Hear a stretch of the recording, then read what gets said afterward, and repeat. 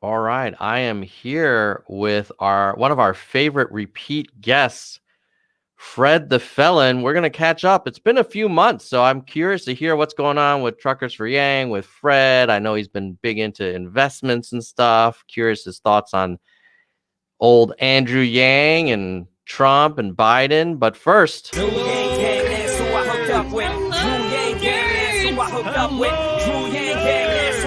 Yo, there's no place to hide now that he's arrived. I'm saying he ain't playing now with this campaign. Bang, dang, it's in. Drew, come roll with the Yang Gang. Drew Yang Gang, that's who I hooked up with. Drew Yang Gang, that's who I hooked up with. Drew Yang Gang, that's who I hooked up. Yo, there's no place to hide now that he's arrived. I'm saying he ain't playing now with this campaign. Bang, dang, it's in. Drew, come roll with the Yang Gang.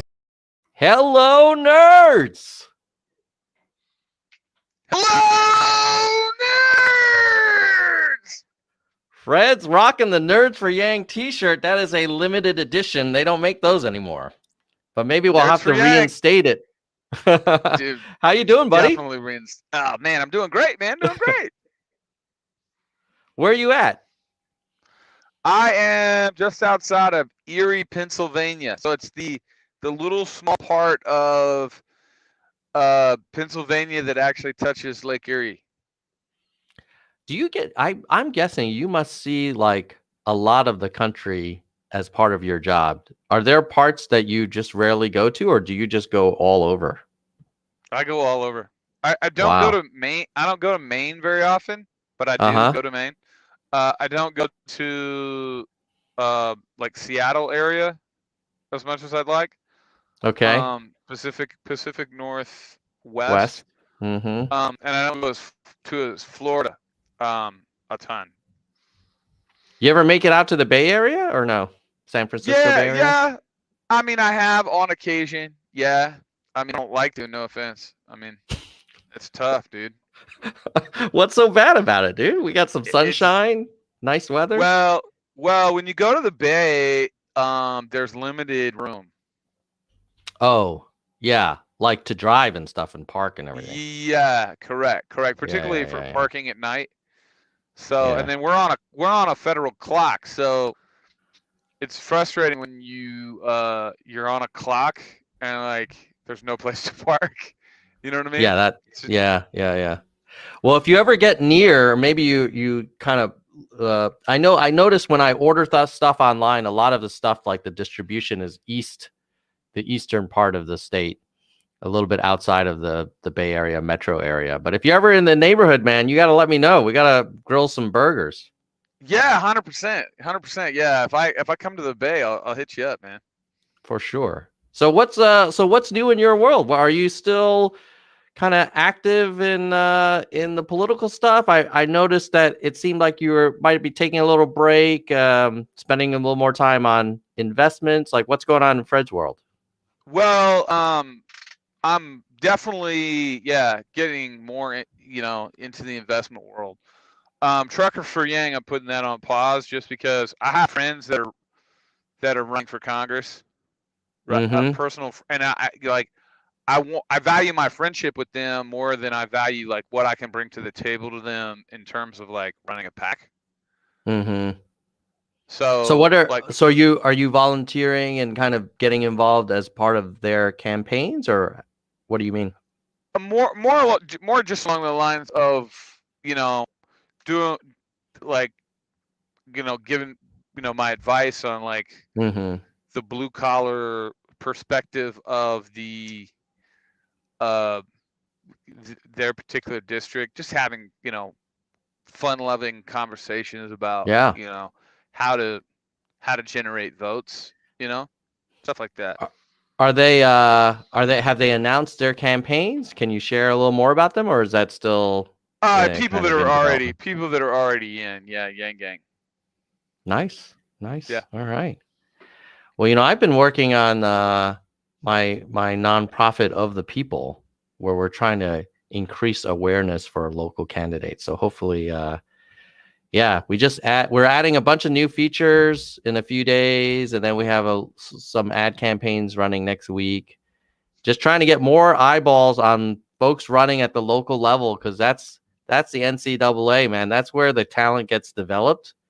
And so hopefully we can do that. And it's amazing how some of these local races are won by just a few hundred votes. Like, you don't need millions of dollars to win So city council. I noticed you do have our very own Erica Rhodes. She's on there. On the squad. She's on the squad. So how many people are in the chat right now? I think there's 18. So it's not, okay. We haven't quite, we may get more on replay. Okay, so 18, that's great. So or 19 now. 19, great. If we have 19 people, every single one of those 19 people could, if they feel led and they're a good person and they believe in humanity, they might consider being a $10 recurring donator to Erica Rhodes. For sure. $10 a month. That'd be $190 a month right there. And now we're at 22, so $220 a month. So become a recurring donor for the Erica Rhodes campaign. I'm telling you, she's gonna win. She seems to be putting in the work, huh? Woo, man, is that woman? That's like she's got a work ethic. I love it. She's grinding. That's incredible. You might be Erica Yang, or Erica Yang. You might be Erica Rhodes, but one thing you will not do is you will not outwork Erica Rhodes. It ain't gonna happen. I love it. Yeah, I remember when she told me she was running on the show, I thought she meant I think she was telling me in 2019. I was like, oh, so you're running in the 2020. And she's like, no, 2022. And I was like, whoa, you're starting early. Good for you. So yeah, fingers crossed. I mean, look at David Kim. That mofo came so close.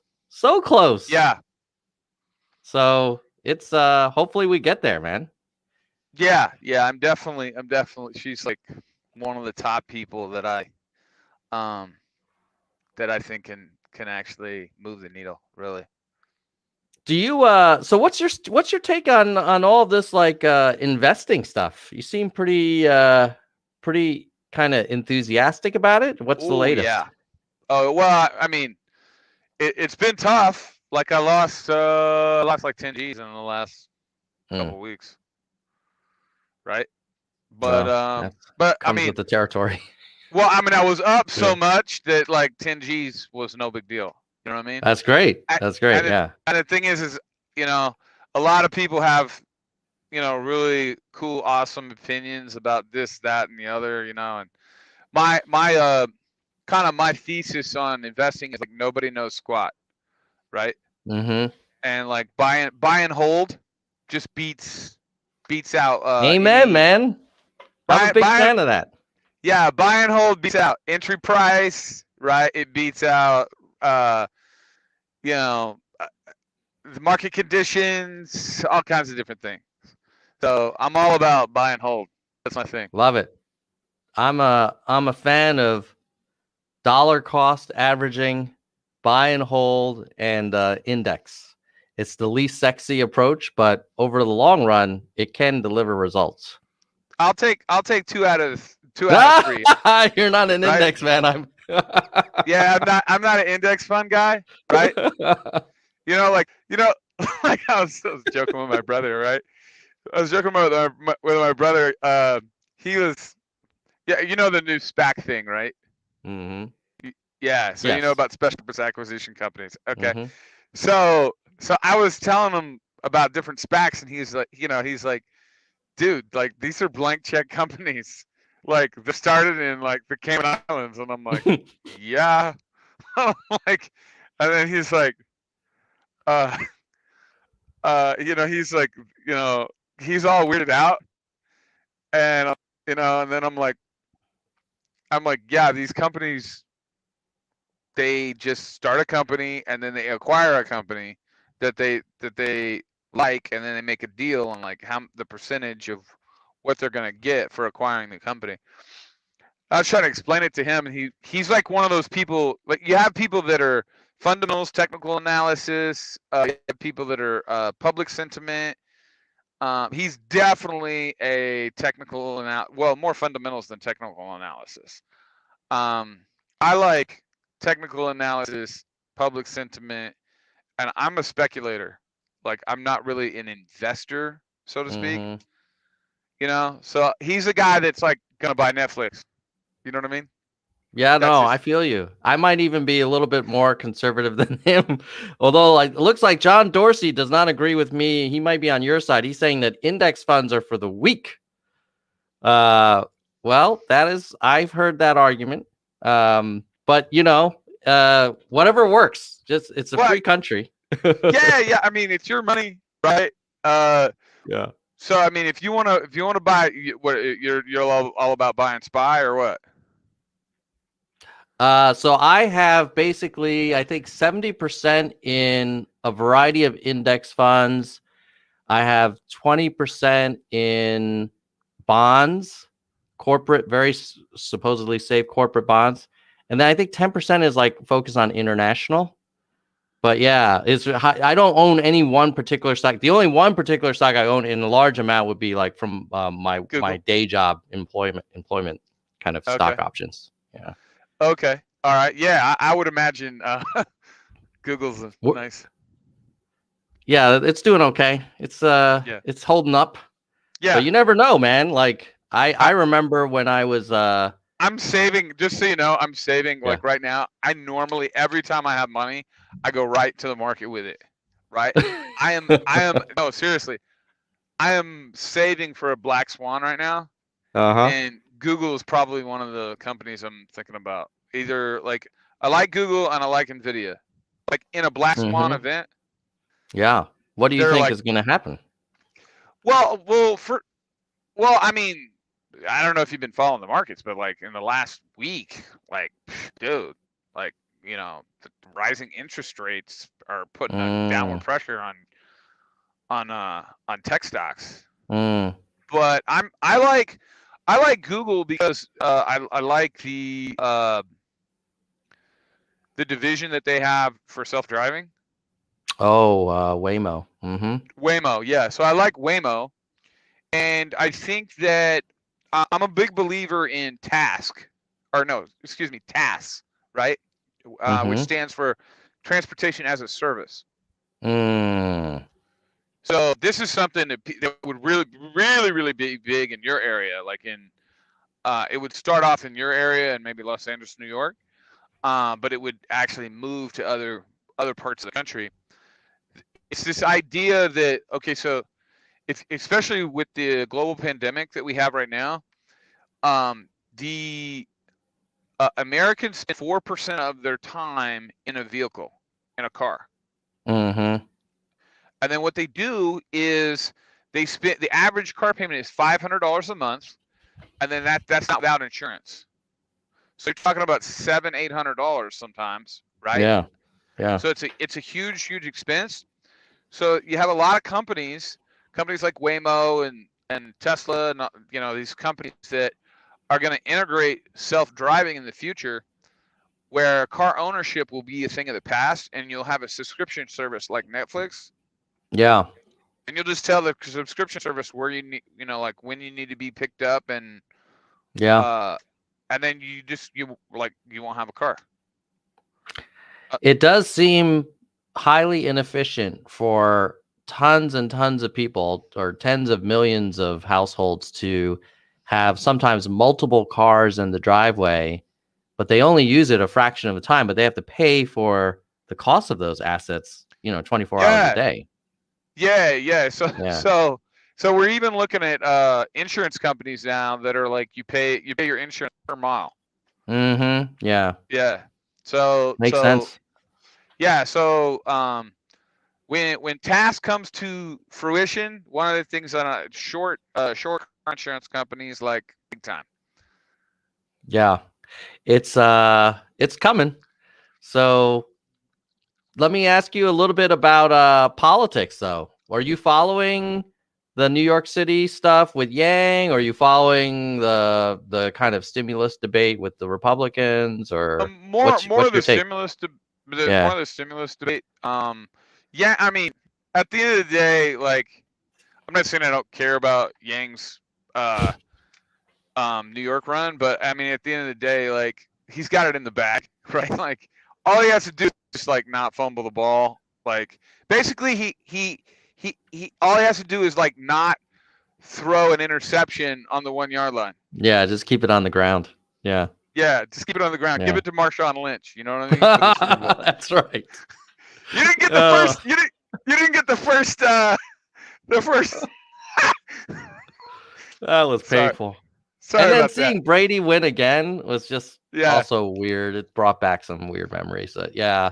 I mean, I agree. It's his to lose. I'm more interested in seeing, like, what does he do if let's assume he wins. Like, can he actually get anything done? Do you think he'll deliver? To be able to get stuff done? No, I don't think he. I don't think any politician can deliver. But that's just. That's just the way I believe. Like, I think there's just too much, right? But I mean, as much as a politician could deliver, I'd put my money on Andrew Yang. Yeah.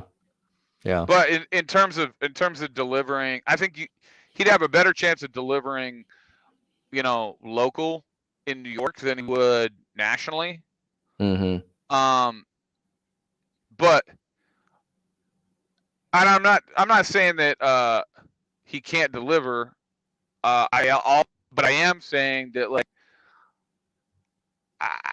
the way I view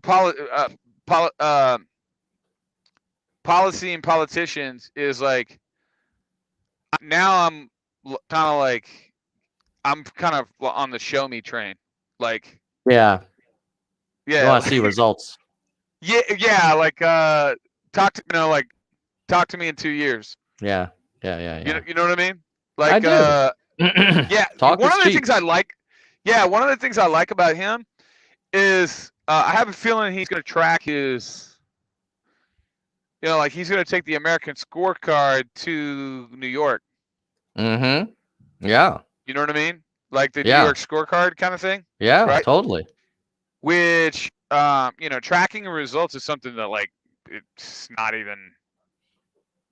What? It's so funny how it's such a foreign concept in government to track your results. Yeah, but I mean, anything from, like, freaking a call center to, like, like mechanics business. Yeah, or a pet store. Pet stores. I mean, they bean count, like, every little thing now. Yeah. Right. And so. And they track, your average sale per customer, how many ups you get, like, your close rate, like, every single solitary thing in these businesses. But we don't track our air quality, our freaking, our substance abuse. We don't track, our nutrition of the area, or businesses open. Real estate markets. We don't. What? Like, it just doesn't make sense to me. Yeah, I was watching a little bit of. No, go ahead. No, go ahead. I was watching a little bit of the. What I was gonna say is that sometimes we track that stuff, but then we like make the reports, and then we just upload them onto websites, like, commerce, Department of Commerce. Like, the average American doesn't really know how we're doing. So I'm hoping that, like, he could actually get that moving. I think that's going to be great. Go ahead.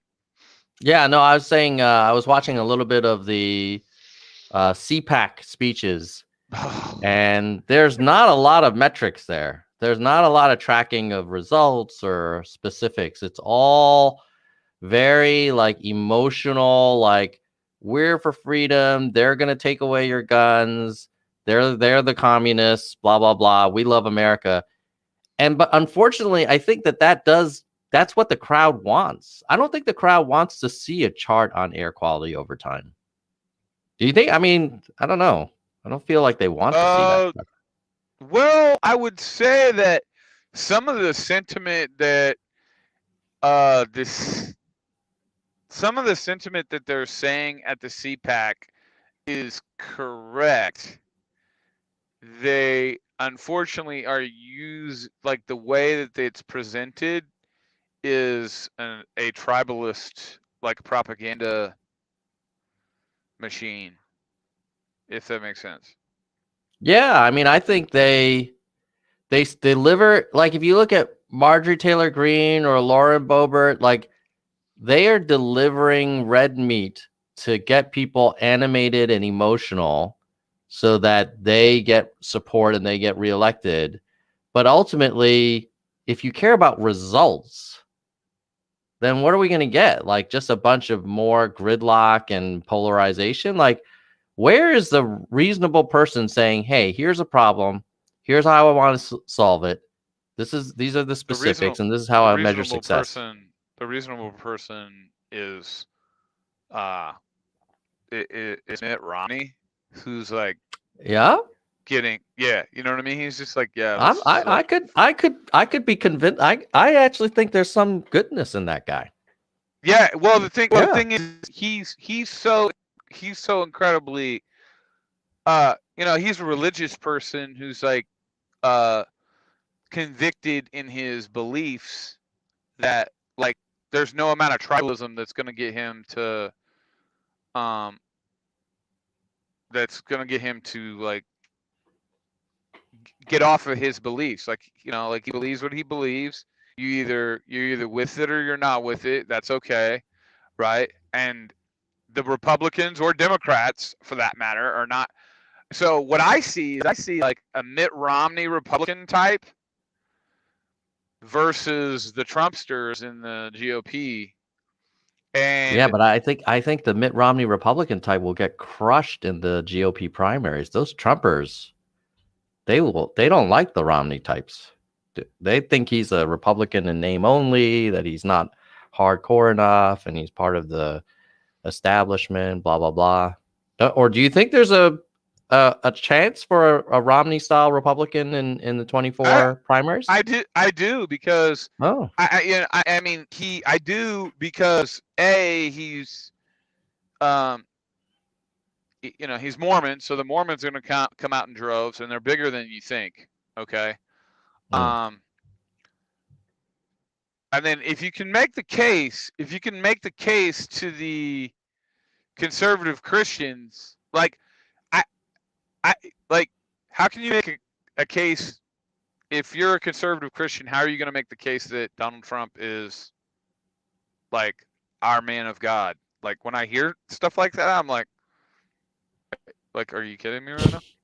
Now they would argue that he has appointed more pro-religion judges than anyone, and he might have. I mean, he really did pack the courts with a lot of social religious conservative types.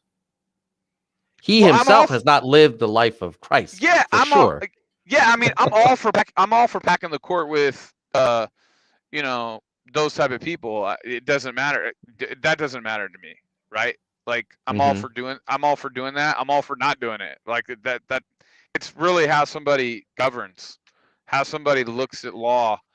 Yeah. But I've just heard the religious conservatives say, yeah, Trump's lifestyle and his life choices are not like traditional evangelical approaches, but his policies around appointing conservative judges and kind of, withholding funding for abortion, those kinds of things are what they care mostly about. And yes, he's an imperfect kind of vessel, but he's going to get them what they wanted. I think that was the argument for why he's pro-religious. But still, their Roe versus Wade argument is not like we still have abortion. So, that's not. I mean, that's not going to get overturned. It's literally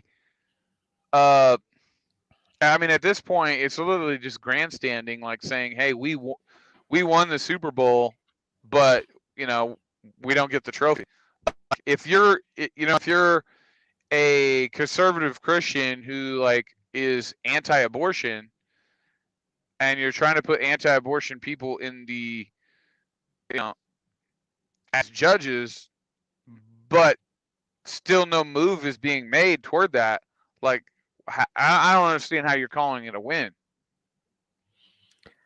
From Well, their view. I mean, they're also convinced that if Democrats have their way, that there will be just massive increases in abortions, and I mean, I think there are many Trump people who are convinced that the Democratic agenda is to like increase abortions and publicly, subsidize them and all this kind of stuff. I mean, that's what they're the same way they're convinced that, that every Democrat wants to take away every last gun.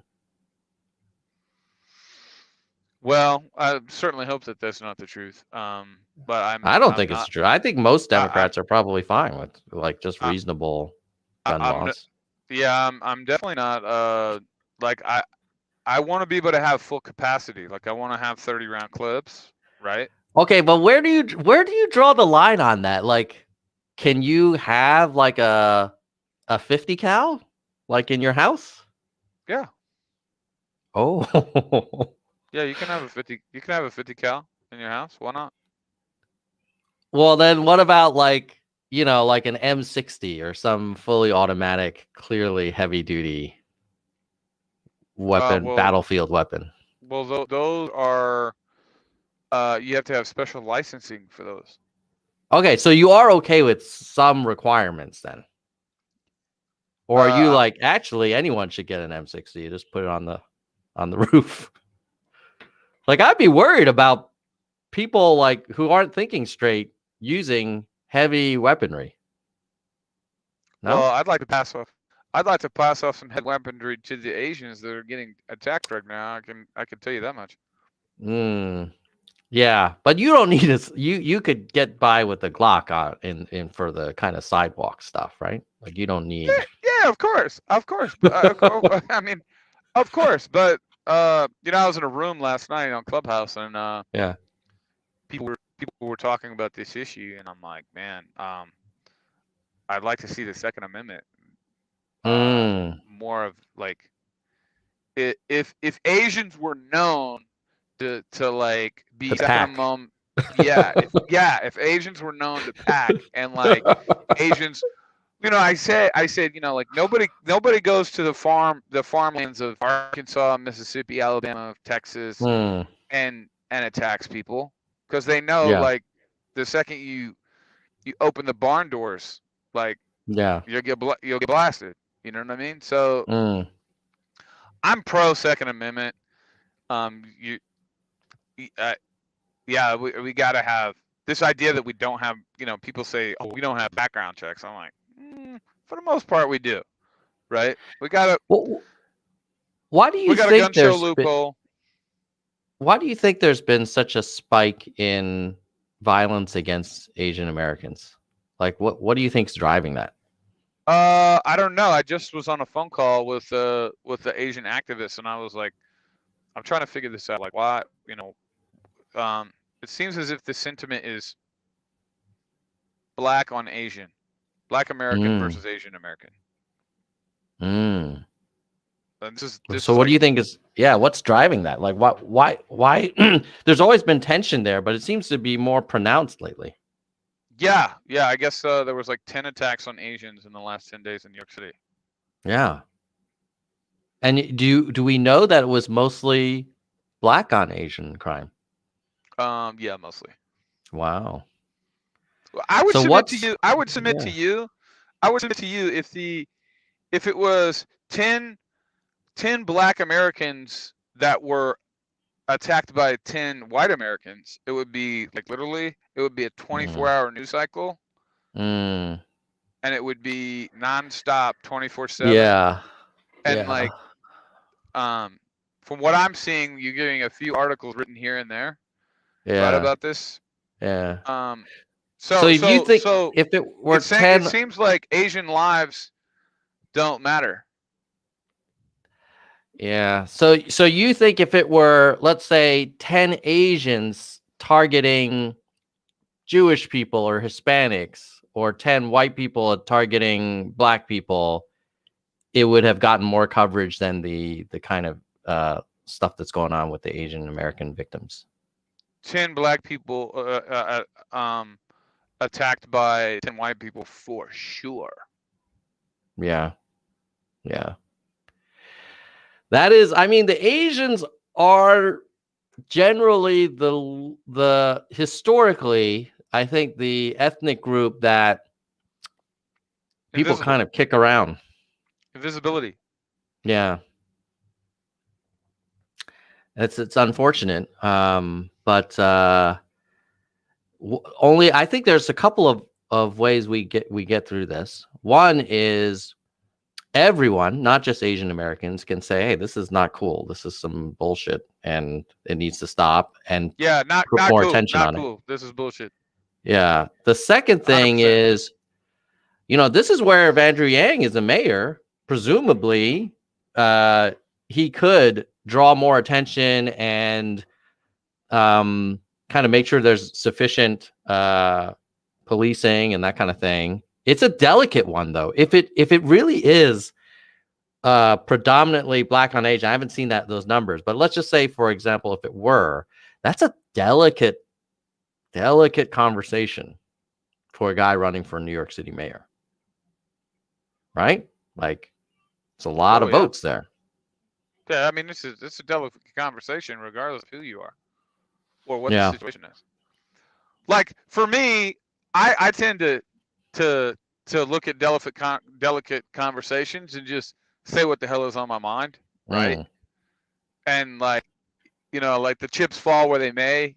Like, I'm gonna say what I believe the truth is, and you're either with that or you're not with it, right? And Yeah. and your personal feelings, I could care less about, right? Let me ask you this. In order to solve a problem, we got to first like see the problem for what the problem is kind of my view. Let me ask you this. Remember, some of the viewers who are a little older may remember that in the early 90s, there were riots in L.A. Around the Rodney King stuff. Yeah. And there were some Korean business owners who armed up.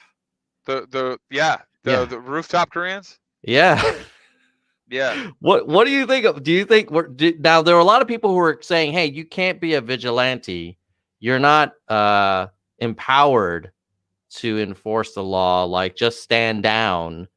And well, I think it was different. I think it was a different sentiment. So, I mean, if you have a bunch of Korean guys that came over from Korea that were in the Korean War, or their fathers were in the Korean War, that have a different that have seen completely different a completely different scenario in their country, and then they come over here, they start businesses, they're successful, but they still have that like attitude of like the biggest gun wins, like anything goes, like protect your family at all costs kind of attitude. And then like you're trying to like ruin my business.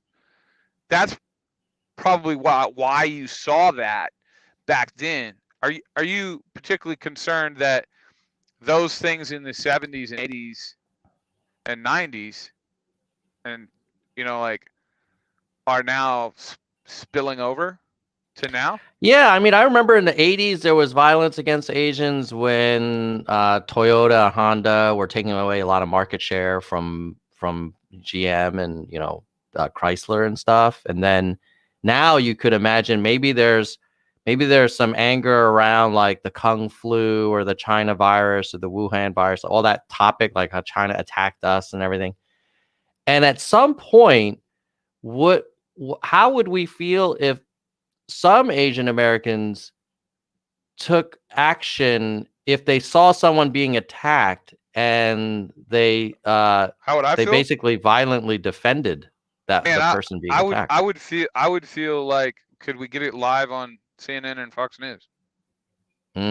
But then that could then couldn't that boil over and result in like retaliation against, from one community to the other? Like, I just wonder how that ends. Could care less. Just so you think me. it would create a deterrence? Yeah, Maybe. well, no, not necessarily. I mean, there's probably a few people that would be like, turn that into a war. But like, in order to have peace, you got to be willing to defend that peace, even unto death, right? That's just like one of the laws of power out on the world, unfortunately. It's just a scary scenario. It's definitely not a scenario that is fun to think about, but reality is reality, in my view. That people aren't just gonna be like, oh, okay, yeah, let's just stop. Like, unfortunately, we live in a society where like it's a winner take all society. It's biggest gun wins, and that's where we're at, I believe. So what I know we're gonna wrap up shortly, but I want to do two things. If anybody in the chat has questions for Fred or me, go ahead, put it in the chat. And then I wanted to call out Toher's Fire, who I believe is a Trump supporter. And he's saying, hey, Tom, like, I don't appreciate you blaming Trump for the anti-Asian violence, but I don't know if he's the single most contributor to it, but I have to believe that there are people who listened to him and thought, oh, this was a coordinated attack by China on the U.S. And some people have difficulty differentiating between Asian Americans, some of who have never even been to China, might not even be able to find it on a map, and then the Chinese Communist Party running shit in Beijing. But I don't feel like Trump he didn't de-escalate the tension. Like, what do you think? I don't know. I don't think he de-escalated the tension by any stretch of the imagination. Now, I don't feel like we can blame Trump now because Trump's not in office. And sometimes I get the feeling that, like, in certain cultures, like especially in like gang culture, it's like a cool thing and like a kind of like a rite of passage to attack another people group. That's like one of your, like to show that you're kind of like down or you're cool, badass, right? Yeah. Yeah, you know what I mean? Like to show, like it's an initiation factor. Yeah. And I'm thinking that maybe the Asians are being used in a cruel way of like, hey, these are people that we can use as pawns in our in our gang initiations, I mean, it's heartbreaking when you see the videos. Like, sometimes it's like a little old lady, like walking down. She's like, "What? She didn't do anything to you, Yeah, like that is the worst of the worst, because, or the guy that had his face cut, like, oh yeah, sliced, yeah. It's like, man. Yeah, that's gonna be with him for the rest of his life. Well, what I thought was really interesting is he said, like, I felt like I was being attacked while everyone was watching and no one helped me. Oh. You know what I mean? Yeah, I guess what would have happened had that guy been like a different group? Like, if he were a white lady, would people have kind of risen to her defense? Or maybe people were just in shock and they didn't know what to do, or they were scared. I don't know. Like, if some dude's getting stabbed by some like maniac, I would pause and be like, oh shit, like, what do I do? Like, I don't know if I want to just like lunge in there with this huge guy with a freaking knife. Yeah. I mean, I can see that. That's why I really think open carry is important, because you could be on the subway and something like that could happen. And you could just you could probably you could just handle it right there. Just blow that guy's brains out and be done with it. Yeah. But then you got like the backstop, and like, what if they don't aim properly and someone's sitting next to the guy? And I mean, it's a risk. I guarantee it's no greater risk than having somebody's face slashed. Yeah, no, I feel you. Yeah, that's a tough one. It would be It's nice to not see maybe. It's not an easy one. You're right. Be nice to see Biden and Harris is technically half Asian, so she should probably say something. Maybe they already have. I haven't seen it yet, but hopefully there's more attention on this. I agree. Like it's almost. I'm not sure which is more disturbing, the spike in violence or the lack of conversation by non-Asian people about. I see a lot of Asian people, like I myself, I'm on Twitter saying this is BS. Like, and I know you're. Yes. I got a little Asian in my background. Thanks for pointing that out. But it would be good to see like our national leaders talk about it as if there were a surge in attacks on any other group in the U.S. You know, it doesn't seem like it's a top thing right now, but hopefully more people will acknowledge it that those lives matter, right? Well, yeah. It seems like this is just me. It seems like no lives matter when the Democrats are in office, and then as soon as 2022 hits, and we need to put an emphasis. We need somebody to blame, and we can use those lives that are being that are being hurt or maimed or killed or whatever, regardless of what color they are, as long as they're not white people, right, that are being hurt. And as long as we can blame, conservative values and conservative rhetoric for it, then, groups like Black Lives Matter or other groups come out in droves, right? But now that we have the Democrats in power, mama's the word, because we got what we wanted, right? Well, let's see what Biden and Harris do. If we still see this persist and they're just kind of mum is the word, then that'll be very disappointing. I hope you're wrong, but yeah. So speaking of I hope you're wrong. Did our man Andrew Yang actually get a cabinet formal offer from the Biden campaign? And did we we've asked this question hundreds of times. We're not getting straight answers. So what is your where are we at? I've only heard second and third hand that there were conversations, but I think it was clear he wasn't going to get one of the big offers. And because he was planning to run for mayor or considering it at that time, it wasn't even worth kind of making a formal offer for one of the smaller cabinet roles because he wasn't going to take it. And he was, so it wasn't really a good fit for him. So, So, and I quote,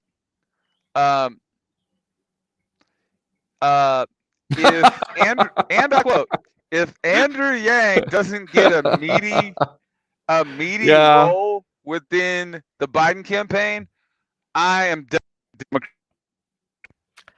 Yeah. Who am I quoting? I think you might be quoting me. I think the thing that there is a caveat there, which is no. Okay, go ahead. There's a scenario where if they all were transparent with each other, and he's like, by the way, I'm also thinking of running for mayor of the biggest city in the country, that they're like, well, look, if you're planning to run for mayor or interested in doing it, and we may not be able to give you like Treasury or Labor or SBA, then maybe it's a win-win. Or Commerce. Yeah, you go for mayor, and then maybe Andrew's like, yeah, look, that might be the best thing. Like, I don't know if Yang was really fighting for a meaty role. Like, he might have actually said, hey, even if I had Commerce, I might be able to get more done as the mayor of New York City. I would have just liked to hear from the Biden campaign, damn, it kind of sucks that Andrew's thinking about running for mayor of New York City. That sucks, right? Like something of that nature. Like, oh man, like, you know, I wish him the best in his endeavors in New York. I think he's gonna win, and you know, for the country on a national level, it kind of stinks that we couldn't put him to work, doing what we know he would do best at. Yeah. From in our campaign. Like, because the thing is the way I look at it is the lone Asian, the magical Asian man who wants to give everybody $1,000 a month goes over to PA, right? Gets the PA people to vote for Biden. Yeah. Then Biden wins, right? Then Biden wins. Then he jumps down to Georgia, right? Yeah. Hooks up with the civil rights leaders of the South to win both seats, right? And it's like, at what point do we say, all right, like, enough is enough? But it just seems like to me, Andrew is he's so focused on, like, what is the mission? Like, what is the what's the mission? And like, what's the solution? And like, anything else is like not an issue to him, which, I mean, he's a better man than me, honestly. Yeah, and me as well. But well, I think someday we'll find out more details about what was offered or not offered. But I acknowledge that I agree with the sentiment of what I said before, which is like, this guy has done everything he can for the party, and the party kind of owes him. But maybe he'll call in those chips at some point. We'll see. Before we wrap up, Fred, I want to get through a couple of quick questions from the audience for you. Yeah. So with Cuomo going down, should Yang run for governor instead? I'm thinking it's too far. He's too far along. He'll look kind of flaky if he changes his campaign. Yeah. Now, right? Yeah. Yeah. I agree. And then I think there was a comment about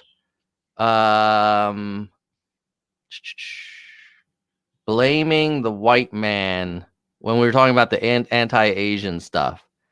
What do you think there's any role for this whole anti-Asian thing? Like, who needs to be part of the solution here? Who should be involved in this? The solution, I think it's going to take some community leaders from the perpetrators, you know, like coming out again. You know what I mean? Yeah. That's sort of like when say what you want, but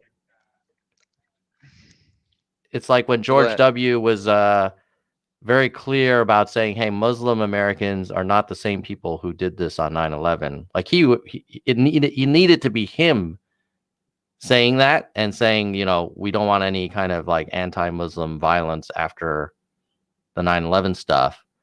You kind of need the folks that are, you can't just have a bunch of Asian leaders saying this is not acceptable.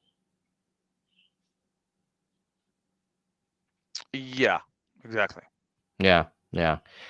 But if what you said is correct, that it's a predominantly Black on Asian violence, then you'd need a leader in the Black community to say this is bullshit. Like, we don't think this is acceptable, the same way we would be against any other group attacking Black people. But I don't think we've seen that yet. Correct. Yeah. All right. Well, Fred, I think we've seen like Van Jones, stuff like that, but you know. Yeah, it's not a groundswell of outrage. All right. Well, look, Fred, I know we got a break, but we'll have to have you back on. Yeah, we'll have to have you back on soon. Anything else you wanted to talk about before we or kind of shout out before we wrap? I would tell you, Tom, take a risk, right? buy some individual stocks, right? Take a look at. I'm gonna give you a company that I want you to take a look at. Right, it's super speculative, right? But I think 10 to 30 years from now, we won't have real estate agents. And I like this company called Open Door. Right, and basically, you know how Carvana works, where you can buy a car without talking to a human. Yeah. And they just deliver it. I'm envisioning a situation where people can buy a house without talking to a human or having a real estate agent. Yeah. I mean, that is for sure an industry that could use some more innovation. You see companies like Zillow and Redfin in the back of years ago doing pretty well. And this is kind of sounds like I'm taking it even further. So I should remind everyone that we are not giving financial advice, and you should consult your advisor. We're just talking about industry trends. Yeah, I just wanted Two to throw guys that talking. stock out to you to like check to check them out. Yeah, right? to research. I appreciate that. All right, Fred. Well, I will let you get back on the road. And if anybody enjoyed this, please like and share, and make sure you follow Fred on Twitter and support Of the People. We've got 9 candidates on there, including Erica Rhodes, and more coming soon. Yeah. Goodbye, nerds. Donate to ericarhodes.com.